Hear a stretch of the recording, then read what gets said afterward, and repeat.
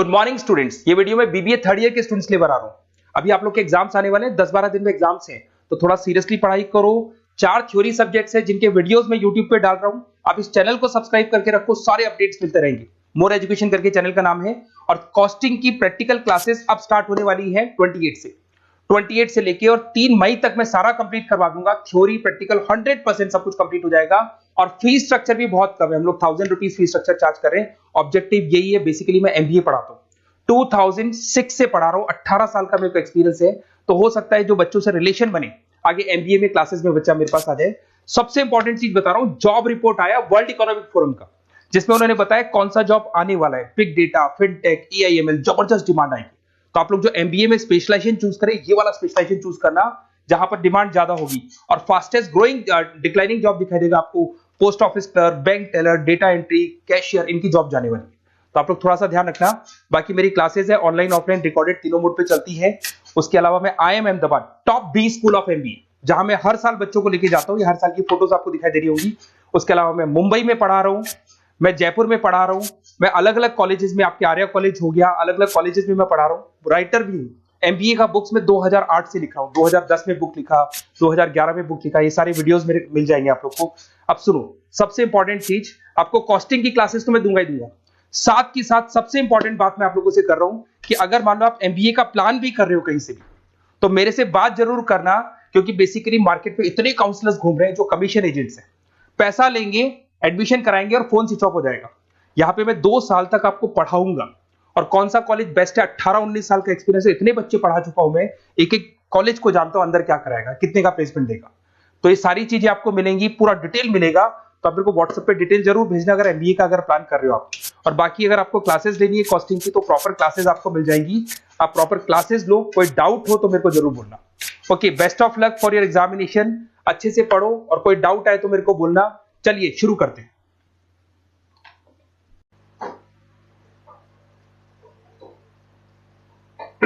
इसको स्टार्ट करने से पहले थोड़ा सा बताता हूं, अपन लोग जो यूनिट पढ़ रहे थे ना, वो यूनिट नंबर 1 पढ़ रहे थे, आईबी यही पढ़ रहे थे। और यूनिट नंबर 1 में मैंने आपको बताया था क्या था, ये इंट्रोडक्शन ऑफ इंटरनेशनल बिजनेस। एक बिजनेसमैन इंटरनेशनली क्यों जाना चाहता है, बाहर क्यों जाना चाहता है। खुश है ना, इंडिया में रहो ना, खुश रहो। पर जब आपको खुशी करती है, कुछ ज्यादा कमाना है, बड़ा करना है, रिस्क कम करना है, इकोनॉमी ऑफ स्केल करनी है, तो फिर आप बाहर जाते हो। उसका मैंने आपको लास्ट क्लास में पुल और पुश फैक्टर बताया, याद है, सब बताया था मैंने आप लोग को।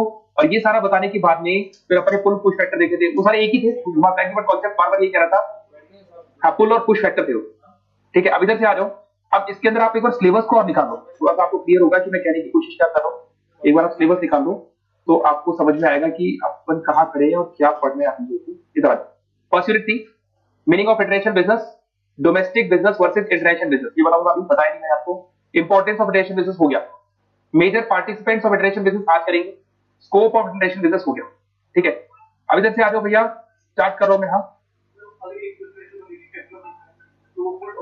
पुल और पुश करो, बिल्कुल आएंगे उसके अंदर। अब सुनो, ये भी बता दिया था मैंने, बोर्ड्स ऑफ फैक्टर याद है आपको, कि अगर आपको इंटरनेशनल बिजनेस में एंट्री मारनी है तो आपके पास क्या क्या रास्ते हैं। आप फ्रेंचाइजी कर सकते हो, लाइसेंसिंग कर सकते हो, ज्वाइंट वेंचर कर सकते हो, ठीक है, मर्जर कर सकते हो, याद है, स्ट्रेटेजिक अलायंस कर सकते हो, गर्लफ्रेंड वाला ऑप्शन। ठीक है, स्कोप नहीं, स्कोप करेंगे, देखते हो गया। हाँ, इधर देखो, major participants of international business, ये टॉपिक आपका सिलेबस का, देखो ध्यान से मेरा सिलेबस पढ़ो भैया। Major participants of international business, अब इसमें थोड़ा टेक्निकली लिखा हुआ है बट इजी है, समझ में आ जाएगा भैया। सुनना, सबसे पहले होता है फोकस फर्म, समझा रहा हूं मैं, पढ़ेंगे बाद में जल्दी, बस समझो, कॉन्सेप्ट क्लियर करो, फिर आ जाएगा फटाफट समझ में। फोकस फर्म का मतलब होता है वो कंपनी जो फॉरेन में जाके अपने बिजनेस को सेटअप करना चाहती है, जिसको अपन दूसरे नाम से बोलते हैं एमएनसी, मल्टीनेशनल कॉर्पोरेशन। मैंने कहा बाटा ने अपनी ब्रांचेस अलग अलग कंट्रीज में खोली, और बाटा अपने शूज पूरी कंट्रीज में बेच रहे हैं। इंडिया कंपनी, इंडियन कंपनी है, एमएनसी बोलूंगा। पेप्सी, कोको कोला, इंडिया, और इंडिया में, इंडिया क्या पूरी दुनिया में बेचा हूं सारा। आरएस में क्या बोलो, क्या बोलेंगे इसको, कौन सी कंपनी बोलेंगे, एमएनसी बोलेंगे। और इसको क्या बोलेंगे अपन, फोकस ग्रुप। आऊंगा मैं वापस, पूरा पढ़ूंगा एक बार। अब जो फोकस ग्रुप है वो एक कंपनी, जो कंपनी अपने बिजनेस को अलग अलग कंट्री में क्या कर रही है, स्प्रेड कर दिया उसने। अब बिजनेस को स्प्रेड तो कर दिया, उस कंट्री में माल बेचना है। अरे भैया, घुस तो गए कंट्री के अंदर, बट वहां पे एक डिस्ट्रीब्यूशन चैनल चाहिए, माल बेचने के लिए एक डिस्ट्रीब्यूशन चैनल चाहिए, वहां के लोगों से आपका कनेक्शन होना चाहिए, पूरा सिस्टम होना चाहिए, आपको पता ही। तो आपने दिमाग लगाया कि फालतू पंगा लेने से मतलब नहीं है, इंडिविजुअली कस्टमर नहीं ढूंढ पाएंगे। तो आपने उस कंट्री के डिस्ट्रीब्यूशन चैनल को पकड़ा, वो कंपनीज पकड़ी जिस बिजनेस में है इन्वॉल्वमेंट, और उन कंपनीज को आपने अपना माल दे दिया, और वो कंपनीज माल को बेच दी। एग्जाम्पल में आपको मिल जाएगा अमेजन, फ्लिपकार्ट। क्या करते हैं लोग, आप माल इनको देते हो, यही बेचते हैं, यही मार्केटिंग करते हैं, यही डिस्ट्रीब्यूशन करते हैं, सारी वैरायटी की है। क्या बोलेंगे इसको अपन, डिस्ट्रीब्यूशन चैनल। फ्लिपकार्ट अमेजन, हाँ बिल्कुल, ये पूरे पूरी दुनिया में बेचती है ना। आप अमेजन पे अगर देखेंगे तो ऑल ओवर वर्ल्ड के प्रोडक्ट मिल जाएंगे आपको उसपे। इधर से आ जाओ, फिर आता है फैसिलिटेटर। अब भैया आपने माल बेच दिया, किसी को उधार पे बेच दिया, किसी को कैसे बेच दिया, आप उसमें प्रॉब्लम आनी शुरू होगी। भाई सेटलमेंट तो होगा, उससे पैसा लेना है, किसने पैसा दिया नहीं, डिस्प्यूट हो गया, उसके ऊपर एक्शन लेना है, ये करना है, तो उसके लिए एक और डिपार्टमेंट, ये डिपार्टमेंट वो होता है जो सेटलमेंट का काम करता है। किसका काम करता है, लीगल काम करता है, लीगल रेस्पॉन्सिबिलिटी का काम करता है। अगर कुछ कुछ इश्यूज हो जाए या फिर सेटलमेंट नहीं हो रहा है तो सेटलमेंट करो। ये 3 पार्टिसिपेंट है, मिल गया आपको। वापस से आ जाओ भैया, सबसे पहला पार्ट में क्या वर्ड है, बोलो बोलो सब लोग बोलो, फोकस फर्म। फोकस फर्म का मतलब एक कंपनी है। The focus firm is a initiator of a international business. एक कंपनी थी जिसने अपने बिजनेस को अलग अलग कंट्रीज में क्या सेटअप किया, transaction, design and produce the offering intended to the consumption of consumer worldwide. मतलब मैं कंज्यूमर ढूंढ रहा हूँ, पूरी दुनिया में ढूंढ रहा हूँ। Focus firm take a centre stage of international business. मतलब अगर फोकस फर्म नहीं होगी ना तो इसका कोई काम नहीं है भैया, डिस्ट्रीब्यूशन चैनल का, और इसका भी कोई काम नहीं है। फोकस फर्म होगी तो उसके बेस पे दोनों काम करेंगे। दिखाई दे रहा है, it is a large multinational enterprises also known as MNC, ये बोलते हैं अपन, and a small medium size SMEs भी बोलते हैं इसको, and the private owner company other than the firm have those shares for the public owner. Private company भी हो सकती है, पब्लिक लिमिटेड कंपनी भी हो सकती है, ठीक है, गवर्नमेंट भी हो सकती है, कोई भी कंपनी हो सकती है जो फॉरेन में जाकर बिजनेस स्टार्ट करने वाली है, उसको अपन क्या बोलेंगे, फोकस फर्म। सब focus firm manufacturing business while the other have the service sector. आप मैन्युफैक्चरिंग का काम करते हो, सर्विस का काम करते हो, मतलब आप लॉयर हो, टीचर हो, सर्विस सेक्टर हो गया, मैन्युफैक्चरिंग करते हो, तो घुमा फिरा के कंपनी है ना, वो जो कंपनी फॉरेन में जाने वाली है उसको क्या बोलेंगे, फोकस कंपनी। कोई गवर्नमेंट कंपनी भी हो सकती है, प्राइवेट कंपनी हो सकती है, पब्लिक कंपनी हो सकती है, उसका ऑब्जेक्टिव यही है कि मेरे को फॉरेन में जाके माल बेचना। हो गया, ये पहला क्या बोलेंगे इसको, पार्टिसिपेंट्स ऑफ इंटरनेशनल बिजनेस। क्या बोलेंगे इसको, पार्टिसिपेंट ऑफ। सेकंड पढ़ो भैया, डिस्ट्रीब्यूशन चैनल इंटरमीडिएट। अब मैं फॉरेन कंट्री में चला तो गया, और उस माल को बेचने के लिए मेरे को पूरा कस्टमर तक कैसे पहुंचना है, कस्टमर तक पहुंचने के लिए मिडिलमैन चाहिए। क्या चाहिए मेरे को, डिस्ट्रीब्यूशन चैनल चाहिए। और चैनल के लिए ऐसी कंपनी है वो बोलती है आप माल हमको दे दो, होलसेल रेट पे दे दो, हम उसको रिटेल रेट पे बेचेंगे, बीच का मार्जिन वो लोग खा रहे हैं। जी बंद करवा दे। देखो डिस्ट्रीब्यूशन चैनल इंटरमीडिएट पढ़ना, अ डिस्ट्रीब्यूशन चैनल और intermediate is specialist firm that provide the various logistic का मतलब समझ आ रहा है, माल को इधर भेजना। Marketing services of a focus firm, किसके लिए काम कर रही है वो, फोकस फर्म के लिए काम कर रही है। उसका लॉजिस्टिक मतलब माल को इधर उधर भेजने का काम वो संभालेगी। मार्केटिंग एंड सर्विसेज मतलब वो सारा मार्केटिंग का काम भी वही करेगी। एग्जांपल में आप लिख सकते हो अमेजन, फ्लिपकार्ट, ये माल भेजते भी है इधर से उधर, साथ के साथ माल को बेचते भी हैं, और साथ के साथ वो मार्केटिंग भी करते हैं। आपकी मार्केटिंग करते हैं ना प्रोडक्ट की पूरी, is a part of international supply chain. समझ में आ गया, आपके माल को इधर उधर भेजने का जो सारा काम है वो कौन करेगा, ठीक है, both in a home country and abroad. Intermediate such as a distribution sales representative typically located in the foreign market. मतलब आपका जो सेल्स डिपार्टमेंट है, आपका मतलब उस कंपनी का सेल्स डिपार्टमेंट फॉरेन मार्केट में लोकेटेड है, और वो माल आपका इधर उधर करके वो सारा माल भेजेगा। Provide a distribution and marketing on behalf of, किसके बिहाफ पे काम करते हैं बोलो, ये फोकस फर्म। ओरिजिनल कंपनी जो थी ना बाटा, बाटा मैंने कहा चाइना में पहुंच गया, बाटा जापान में पहुंच गया, अब अपने जूते बेचने उसको, अब उसको समझ में नहीं आ रही कि कैसे बेचें, तो किसके पास गया, डिस्ट्रीब्यूशन चैनल के पास गया। डिस्ट्रीब्यूशन चैनल बोला भैया आप बताओ रेट क्या लगाओ, और मार्केट में क्या रेट रखिए, बीच का मार्जिन क्या करके डिस्ट्रीब्यूशन चैनल का। आगे समझिए, intermediate depending on the business represent market and the focus firm on a contractual basis। पता है ये लोग क्या करते हैं, फोकस फर्म के साथ क्या कर लेते हैं, वो लोग कॉन्ट्रैक्ट कर लेते हैं कि भैया आप तेरा माल मैं बेचूंगा तो टेंशन मत। 2 पार्टिसिपेंट हो गए, कोई दिक्कत किसी को भैया। तीसरा पार्टिसिपेंट क्या है बोलो, फैसिलिटेटर। अगर इस फैसिलिटेटर की बात करें तो यहाँ पे टेक्निकल वर्ड्स पढ़ना भैया, टेक्निकल वर्ड्स मिलेंगे आपको। क्या करता है ये, legal advice, banking, customs clearance related to the support service, assistance. Focus firm समझ में आया क्या बोल रहा हूँ, जो फोकस फर्म थी ना, उस फोकस फर्म को उस कंट्री में बैंक से लोन लेना है, बैंकिंग सर्विसेज करनी है, साथ के साथ कोई माथाफोड़ी हो गई किसी के साथ में, तो लीगल प्रॉब्लम्स आ गई, किसी ने पैसा नहीं दिया, तो उसके लिए क्या है, एक लीगल आदमी होता है। तो अगर आपको कोई प्रॉब्लम्स आती है या फिर आपको लीगली जाना है तो उसमें किसको यूज करते हैं अपन बोलो, फोकस फर्म को यूज करते हैं, फैसिलिटेटर को यूज करते हैं। Facilitator include logistic services, freight, forward, bank, other support of the firm. Focus firm perform the specified function. मतलब कहने का मतलब ये है, ये क्या करता है, करीब करीब सारे के सारे टेक्निकल काम है ना, तो सारे टेक्निकल काम ये करके देते हैं। अब देखो यहाँ पे दिखाई देगा आपको, international shipping on the behalf of export firm.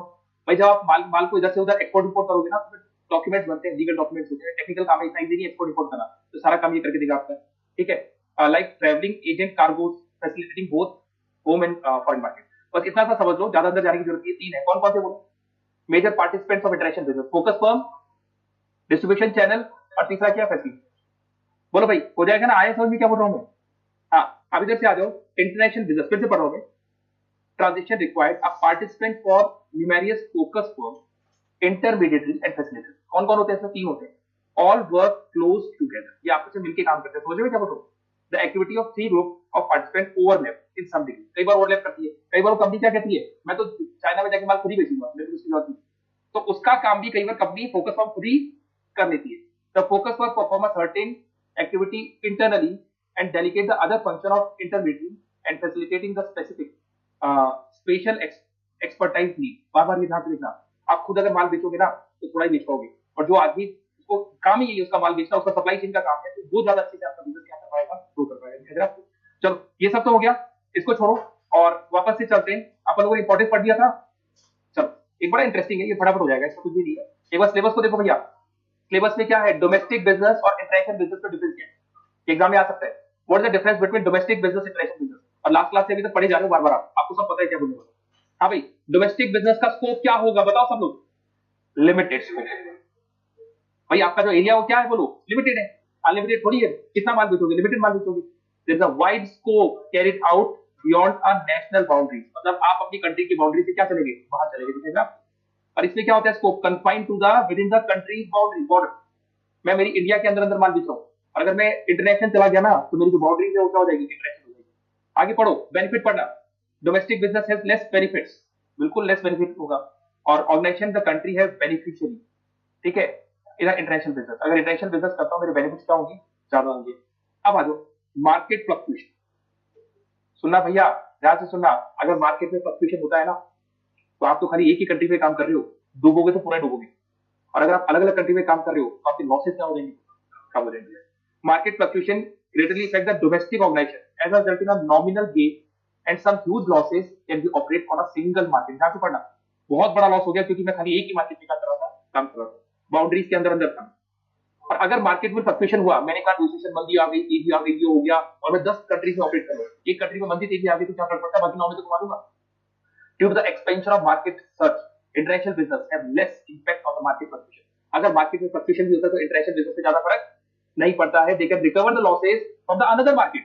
एक मार्केट से अगर लॉस हुआ तो दूसरे मार्केट से उसको क्या करेंगे, वो रिकवर करेंगे। बोलो भाई फटाफट बताओ, तीनों पॉइंट पे डाउट है तो बोलो।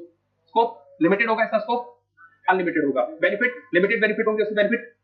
मार्केट फ्लक्चुएशन में लॉस कौन खाएगा, डोमेस्टिक, डोमेस्टिक को लॉस ज्यादा होगा और इंटरनेशनल को लॉस कम होगा। पॉलिटिकल रिलेशन, अब यहां पर जो बात आती है ना, यहाँ पे इंटरनेशनल बात आई। अगर इंडिया में पॉलिटिकल रिलेशन की बात करें तो फर्क नहीं पड़ना जाता। Does not promote the cross culture corporation, does not have improve a global political relation. अगर फॉरेन में रिलेशन बिगड़े, अच्छे हो नहीं हो, आपको कोई फर्क नहीं पड़ता। क्यों नहीं पड़ता, क्योंकि आपका बिजनेस तो खाली इंडिया में।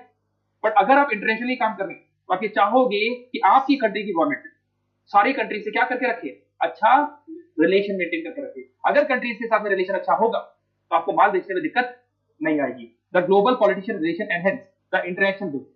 अगर रिलेशंस अच्छे होंगे तो बिजनेस इंटरनेशनली क्या करेगा, वर्क करेगा, which is turn improve the cross national corporation. आगे आ जाओ भैया, नेक्स्ट पॉइंट दिखाई देगा, डोमेस्टिक बिजनेस कंपैरेटिवली इजियर। ये तो मानते हो, डोमेस्टिक बिजनेस क्या होगा बोलो, इजी होगा। Need not to be follow the trade barriers, कोई टेक्निकल चीजें नहीं होती है। ट्रेड बैरियर मतलब मैं फॉरेन कंट्री में जा रहा हूँ, वहां की टैक्स अलग है, वहां की लॉस अलग है, और वो कहते हैं हम आपको आपका माल इंडिया वहां उस कंट्री में बेचने नहीं देंगे, बेचोगे तो सारे चार्जेस देने पड़ेंगे आपको। ये सारी बातें कहां पे होगी बोलो, इंटरनेशनल होगी। तो ये डील्स इन किसमें करता है बोलो, ये डील्स इन करता है इजियर है। पर इधर पढ़ते international organisation face a difficulty, यहां पे क्या होगा बोलो, face a difficulty in form of strict traffic customs and other factors. अगर फॉरेन कंट्री में जाओगे ना तो वहां पर उस कंट्री के रूल्स एंड रेगुलेशन आपको क्या करने पड़ेंगे, फॉलो करने पड़ेंगे। हो सकता है कि वहां के कस्टम्स अलग है, वहां के रूल्स अलग है, तो आपको फॉलो करने पड़ेंगे। तो इसको परवे की जगह इसको लिख सकते हो आप यहाँ पे कि कंपैरेटिवली इजी, कंपैरेटिवली डिफिकल्ट। तो यहाँ पे लिख सकते हैं अपन international business difficulty and easy, ऐसे कर लो उसको, ठीक है। नेक्स्ट पॉइंट पढ़ा, नेक्स्ट पॉइंट पढ़ना क्या लिखा हुआ है।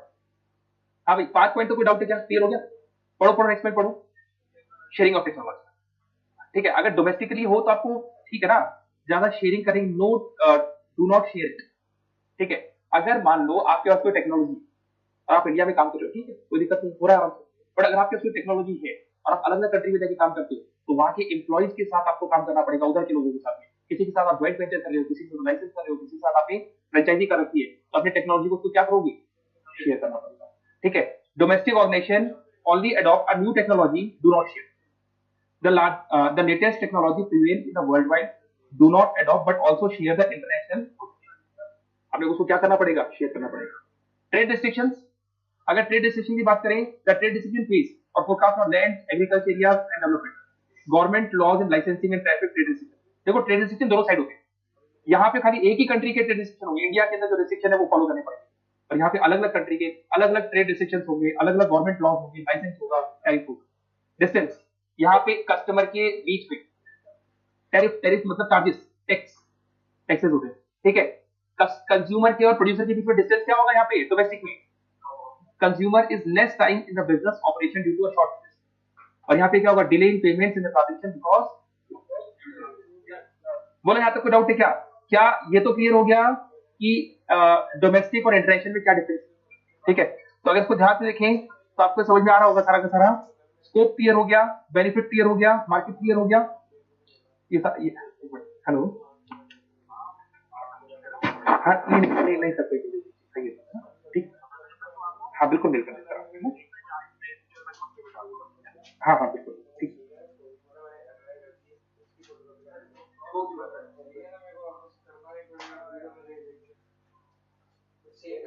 स्कोप ही बना, स्कोप करेंगे।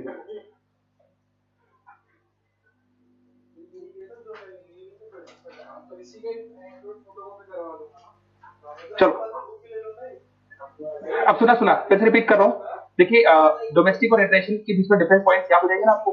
स्कोप क्या, limited scope, unlimited scope, benefit less, high, market fluctuation में इसमें ज्यादा फर्क लॉस होगा, यहाँ पे फर्क नहीं पड़ेगा ज्यादा। पॉलिटिकल रिलेशन कैसे भी हो चलेंगे, बट यहाँ पे रिलेशन अच्छी होनी चाहिए। ठीक है, अब यहाँ पर आपको दिखा देगा ये इजी होता है ये वाला डोमेस्टिक बिजनेस, और ये थोड़ा टफ पड़ता है। ठीक है, टेक्नोलॉजी यहाँ शेयर नहीं करनी पड़ती, वहाँ टेक्नोलॉजी शेयर होती है। ट्रेड रिस्ट्रिक्शन दोनों साइड होते हैं, बट यहाँ पे लिमिटेड होते हैं, यहाँ पे अनलिमिटेड ट्रेड रिस्ट्रिक्शन होते हैं। डिस्टेंस कंज्यूमर के और प्रोड्यूसर के बीच में कम होता है, वहाँ पे डिस्टेंस। हाँ भाई बोलो, यहाँ पे कोई डाउट है क्या? बैठ गए आपका, आ जाओ फटाफट। अब आप चलो इसमें देखना शुरू करो और खत्म करते हैं इसको।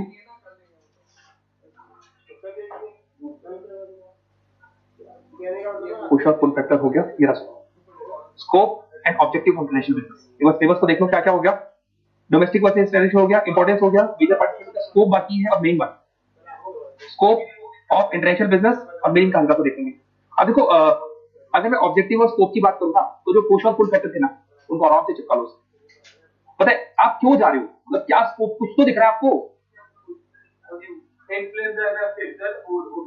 हाँ तो ये सब आ जाएंगे तो ठीक है। आप सुनो मेरी बात सुनो, यहाँ पे आपको दिखाई दे रहा है, अगर मैं स्कोप या ऑब्जेक्टिव की बात करूं तो क्यों गया, क्या क्या दिमाग में चल रही है मेरे, टू अचीव रेट ऑफ, आए समझिए क्या बोल रहा हूं। आपको क्या चाहिए, आपको जबरदस्त प्रॉफिट चाहिए, अच्छा खासा प्रॉफिट चाहिए, इसीलिए फॉरेन कंट्री में जा रही हो। फॉरेन कंट्री में जाने का ऑब्जेक्टिव ये है कि आप अपने बिजनेस को क्या करना चाहते हो, ग्रो करना चाहते हो, पैसा अच्छा कमाना चाहते हो। The basic objective of business is to achieve profit when the domestic market do not promise to high rate of profit, the business firm search the foreign market and hold promises with high rate of. उसको मालूम है कि अगर मैं India में रहूंगा ना तो लिमिटेड कमाऊंगा, तो ये डोमेस्टिक मार्केट को प्रॉमिस नहीं कर रहा कि बहुत सारा मिलेगा। तो आप अलग अलग कंट्री के मार्केट में जाओगे, वहां पे अपना बिजनेस क्या करोगे, सेटअप करोगे। हो गया, ठीक है। नेक्स्ट पॉइंट देखो, नेक्स्ट पॉइंट दिखा देगा आपको, मिला expanding the production capability beyond the demand of domestic country. ध्यान से पढ़ो, expanding the production capability beyond the demand of domestic country. अब जो मेरा प्रोडक्शन है ना उसकी जो डिमांड है ना खाली खाली इंडिया से नहीं आएगी, उसकी डिमांड पूरी दुनिया से आएगी। तो expanding the production capability beyond the demand of the domestic country, तो जो आपकी डोमेस्टिक कंट्री है उसके अलावा बाकी जगह से भी आपके पास क्या आ रही है, बोलो डिमांड है। क्या तक क्लियर हुआ? हाँ बस अब देखो यहाँ पे दिखाई देगा, पढ़ देता हूं मैं। Some of the domestic companies expand their production capability more than the demand for producing the domestic country. अब कुछ कंट्रीज क्या करती है, जो माल बनाती है उसकी डिमांड डोमेस्टिक में है, उसके उससे ऊपर माल बना रही है। वो क्यों बना रही है, क्योंकि उसको इंटरनेशनल मार्केट में माल को क्या करना है, these companies in this case have forced to be sell the excess production of foreign market. अगर आपका ज्यादा माल बिके बनेगा तो इंडिया में तो बेच दिया, माल तो ज्यादा पड़ा है आपके पास, तो बचा हुआ माल कहां बेचेगा, फॉरेन कंट्री में। तो मतलब जितना आपकी कंट्री में डिमांड है उससे ज्यादा माल आप बना रहे हो। क्यों बना रहे हो, क्योंकि आपको फॉरेन कंट्री में जाना। Toyota in Japan is an example. ठीक है, देखिए नेक्स्ट आगे पढ़ना। Availability of technology, human resources. भाई सीधी सी बात है, आपकी इंडिया में वो टेक्नोलॉजी है ही नहीं, फैक्ट्री लगा के क्या करोगे। आपकी इंडिया में लेबर पड़ती है कॉस्टली, दूसरी कंट्री में लेबर पड़ती है सस्ती, टेक्नोलॉजी भी वही है, तो आप फैक्ट्री वहीं तो लगाओगे। तो कहने का मतलब ये है कि फॉरेन कंट्री में क्यों जा रहे हो, उसको रॉ मटेरियल वहां मिल जाएगा, सस्ता लेबर मिल जाएगा, टेक्नोलॉजी मिल जाएगी, इसलिए फॉरेन कंट्री में बिजनेस डालने के लिए जा रहे हैं। तो इंटरनेशनली क्यों जाते हैं अपन, कुछ ना कुछ आपको अगर एडवांटेज होगा तब जाओगे। ठीक है, एक एग्जांपल देखो यहाँ पे दिखाने का। ठीक है, ये सारी चीजें मैंने आपको याद है पुश और पुल पे आती थी, ये वर्ड वहां पे भी आया था। अब अमेरिकन है, अमेरिकन को कस्टमर केयर के आदमी चाहिए, अमेरिकन को कस्टमर केयर के आदमी चाहिए, वहीं की वजह से प्रॉब्लम सॉल्व कर दो। कस्टमर केयर नहीं होता, आपको प्रॉब्लम आती है तो कस्टमर केयर कॉल कर। ठीक है, तो अमेरिकन के भी तो कस्टमर केयर होते हैं भाई, जो कंपनी अमेरिका के चल रही है सबका कस्टमर केयर होता है, वहां पे जब आप कॉल करते हो तो प्रॉब्लम को सॉल्यूशन मिलता है। और अमेरिकन को अगर आप रखोगे तो अमेरिकन ज्यादा चार्ज दे रहे हैं, डॉलर्स में पेमेंट लेते हैं, और वहां के जो लॉज है वो कहते हैं कि ह्यूमन राइट्स कहते हैं कि इतना तो कम से कम वेज देना ही पड़ेगा, सैलरी देना पड़ेगा। तो आपने दिमाग लगाया, आप इंडिया आ गए, फोन पे तो काम हो रहा है, तो जो कॉल है अमेरिका से इंडिया पहुंच जाता है, और उस बंदे को सिखा दिया जाता है बीपीओ क्या करता है, बिजनेस काउंसलिंग का काम क्या है, उसको पूरा गेम समझा देते हैं। थोड़ी सी इंग्लिश बोलनी आनी चाहिए, और रात को नींद नहीं निकालेंगे, दिन में सोए रात को जागे, ऐसे लोगों को बुला लेंगे, बुला के काम करवा लेते हैं, हो गया काम। तो अमेरिका का काम इंडिया वाले कर रहे हैं, और वो कम सैलरी में कर रहे हैं। जैसे आपका एग्जाम्पल है जेनपेट, दूसरा एग्जाम्पल है टेली परफॉर्मेंस। ये जो कंपनीज है, ये सारी की सारी कंपनीज क्या करती है, availability of technology and human resource, जहां मेरे को सस्ता ह्यूमन रिसोर्सेज मिलेगा, जहां मेरे को टेक्नोलॉजी मिलेगी, मैं वहां पे जाऊंगा। Availability advanced technology, the human resource in some countries act as a pulling factor for the business firm and a home country. आपको पता है टाटा ने नैनो का प्लांट सबसे पहले कहाँ लगाया था? टाटा ने नैनो का प्लांट सबसे पहले लगाया था बंगाल में, वेस्ट बंगाल। ममता ने वहां से उसको भगा दिया, टाटा को, ममता बनर्जी ने बोले यहाँ प्लांट नहीं लगाएगा। टाटा क्यों गया वहां पर, वेस्ट बंगाल ही क्यों गया था प्लांट लगाने? वहां पर गरीबी है बहुत ज्यादा, वहां पे लोगों के पास में जॉब नहीं है, वो किसी भी रेट में काम करने, तो टाटा को लेबर मिल जाती सस्ती और काम हो जाता था, और उन लोगों को क्या मिल जाती, जॉब। बट ममता बनर्जी नहीं चाहती कि उन लोगों को क्या मिले, जॉब मिले।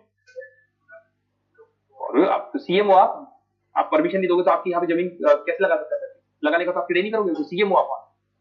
अब आपने इसी 2 मिनट टॉपिक से जाओ, सुनो ऐसा क्यों किया बताओ। ममता बनर्जी ने, एक बात बताओ, जब वहां फैक्ट्री लगती, लोगों को जॉब मिलती, एम्प्लॉयमेंट जनरेशन होता, लोग का स्टैंडर्ड ऑफ लिविंग बढ़ता, लोग एजुकेटेड होते। लोग क्या होते हैं, एजुकेशन नहीं चाहिए ममता, आए समझने। अगर लोग एजुकेटेड होंगे तो लोग समझेंगे। हाँ, लोगों को गरीब रखो, लोगों को बेवकूफ बनाओ, लोगों को एजुकेशन मत, उनको ऐसा बना के रखो कि वो कभी समझ ही नहीं पाए हो क्या रहे, तो खाली वो क्या मिलता रहे। लॉजिक देखो, तो ये गलत है, एथिकली गलत है या नहीं है, बताओ। नेक्स्ट पॉइंट जब आपको दिखा देगा, लिबरलाइजेशन एंड ग्लोबलाइजेशन, ये वर्ड आ चुका था, याद है मैंने एलपीजी बताया था। तो ये पता है, ये सारे के सारे वर्ड्स वहां से मैच करते हैं। अगर मैं लिबरलाइजेशन ग्लोबलाइजेशन की बात करता हूं, मैंने कहा जिस कंट्री में मैं जाऊं वो कंट्री के रूल्स एंड रेगुलेशन लिबरल है, वो कंट्री कहती है फॉरेन कंट्री की कंपनी को आज और माल बेच, तो मैं जाऊंगा उस कंट्री के अंदर। साथ के साथ ग्लोबलाइजेशन मतलब बाउंड्रीज हटा दी गई है, अब एक कंट्री दूसरी कंट्री में कंफर्टेबली माल बेच सकती है, और वहां पर कोई लाइसेंस भी नहीं है, कोई रेस्ट्रिक्शन नहीं है, तो मेरा माल आराम से बिक जाएगा। लिबरल है, बट इतना लिबरल नहीं है, अगर ज्यादा लिबरल हो जाएगी तो हो सकता है कि फॉरेन कंपनी यहाँ पे कंट्रोल करे, जैसे पहले कंट्रोल किया था, याद है आपको, फॉरेनर्स ने इंडिया में आके कंट्रोल क्यों किया, इंडिया को कंट्रोल कर लिया था, याद है। फॉरेनर्स आपने तो ट्रिपल आर देखी है ना, तो क्या था वो, अभी बताओ। मोस्ट ऑफ द कंट्रीज, हाँ, most of the countries in a global liberal and there economy open their country for rest of the globe. उन्होंने अपनी कंट्री की बाउंड्रीज हटा दी और बोले आ जाओ, दुनिया का कोई भी आदमी हमारे इस्तेमाल बेच सकता है। The change in the political attract the multinational, ऐसी पॉलिसीज अगर चेंज होती है, पॉलिसीज में अगर ऐसा चेंज होता है तो मल्टीनेशनल कंपनी क्या होगी, अट्रैक्ट होगी to extend the operation of the country. हो गया। नेक्स्ट पॉइंट देखो, नेक्स्ट पॉइंट देखो, तो इंक्रीज द मार्केट शेयर। पहले आप खाली इंडिया में काम करते थे, अब आप चाहते हो मेरे को लोग दुनिया में जाए, आपका मार्केट शेयर बढ़ता है, पूरी इंडिया आपको, पूरा वर्ल्ड आपको जाने लग जाएगा। Some large scale business firm like to enhance the market share in the global market to extend the operation of various foreign countries। सारे समझ में, तो एक कंपनी फॉरेन कंट्री में क्यों जाती है, जिससे कि उसका मार्केट शेयर क्या होगा, बोलो, इंक्रीज होगा।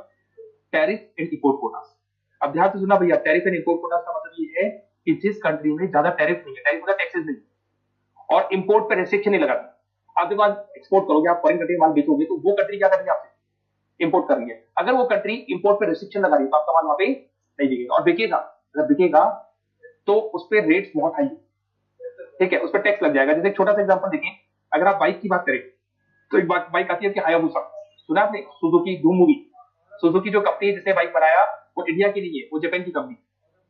अब वो जो बाइक है वो जापान में मिलती है, जापान में क्या चलता है बोलो, ये क्या चलता है वहां पे। तो अगर वो बाइक आपको खरीदनी है, आप जापान जाओ, अपने इंडियन रुपीज को येन में कन्वर्ट करो, वो बाइक आपकी पड़ेगी 9 लाख रुपए। कितने की बाइक पड़ेगी वो? 9 लाख। अब जापान में चलाओ, आराम से चला सकते हो जापान में। आप समझ में क्या कहता हूं? पर अगर उस बाइक को आप इंडिया लाते हो, अगर उस बाइक को आप इंडिया लाते हो तो इंडिया में बाइक पड़ती है 17 लाख। आप समझ में क्या बोल रहा हूं? ये क्या है, ये क्या है, तुम समझ में क्या बोल रहा हूं? मतलब क्यों दिया इंडियन गवर्नमेंट ने डबल डबल कर दी उसकी रेट? क्यों क्यों कर दी इंडियन गवर्नमेंट ने डबल, क्यों कर दी उसकी रेट? इसलिए रेट डबल कर दी, इंडिया नहीं चाहती है कि उसकी कंट्री में इंपोर्ट बढ़े। अगर इंपोर्ट बढ़ेगा, अगर इंपोर्ट बढ़ेगा तो आपकी कंट्री से पैसा बाहर जाएगा, और पैसा बाहर जाएगा तो आपका बैलेंस ऑफ पेमेंट याद है आपको, माइनस में चला जाएगा। बैलेंस ऑफ पेमेंट याद है? बैलेंस ऑफ पेमेंट याद है? जिसमें आपकी इनकमिंग तो कम होगी, आउटगोइंग ज्यादा होगी, तो माइनस में जाओगे, जो पाकिस्तान के साथ हो रहे हैं। अरे समझ रहे जो पाकिस्तान में हो रहे हैं।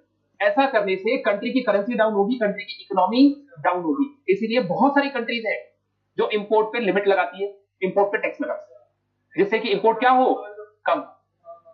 ठीक है, अभी तो देखो, it is quite a common before the globalization the government impose tariff and duties to import the protect the domestic companies.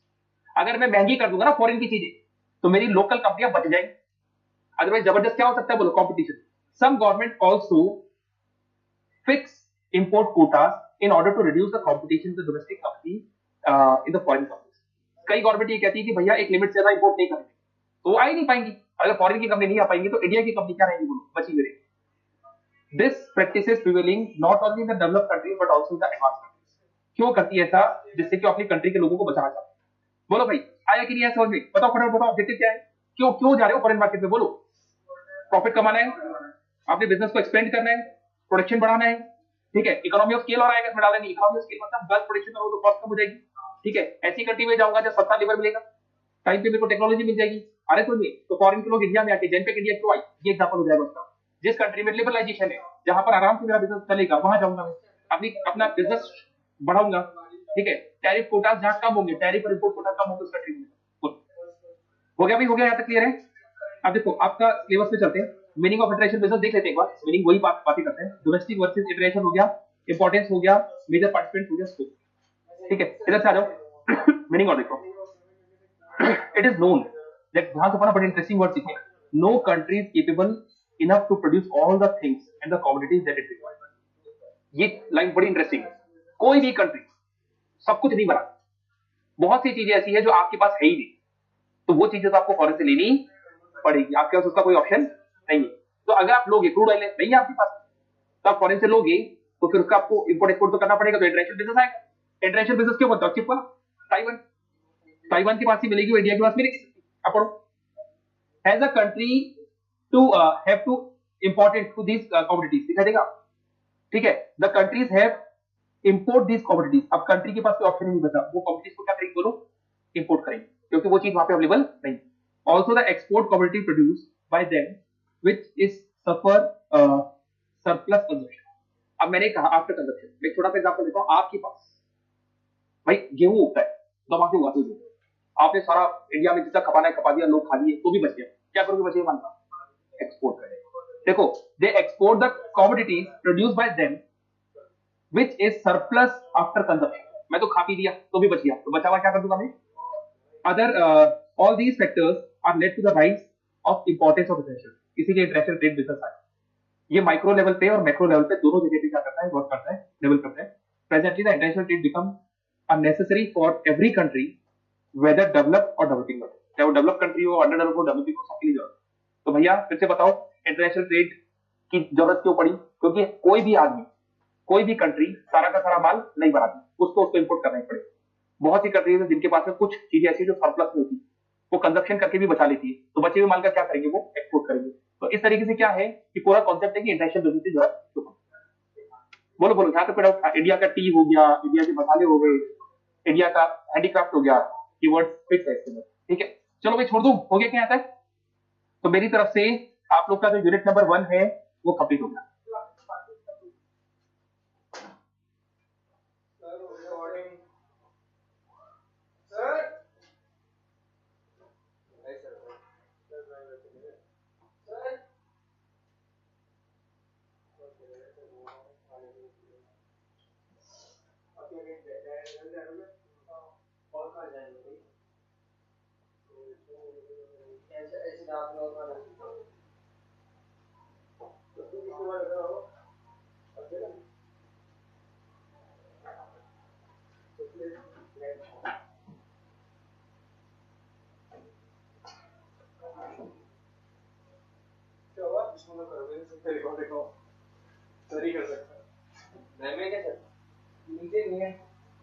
Phone करेगा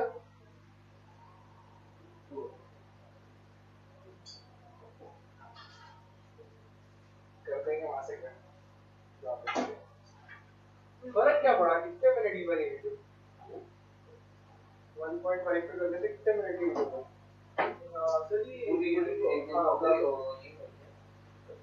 फर्स्ट यूनिट हो गई कल सबने कौन सी करवाई थी थर्ड हो गई और दो उस दिन करवा दी थी 3 हो गई दो यूनिट बचे 2 दिन का वो सब बचा है मतलब 1 घंटा 20 मिनट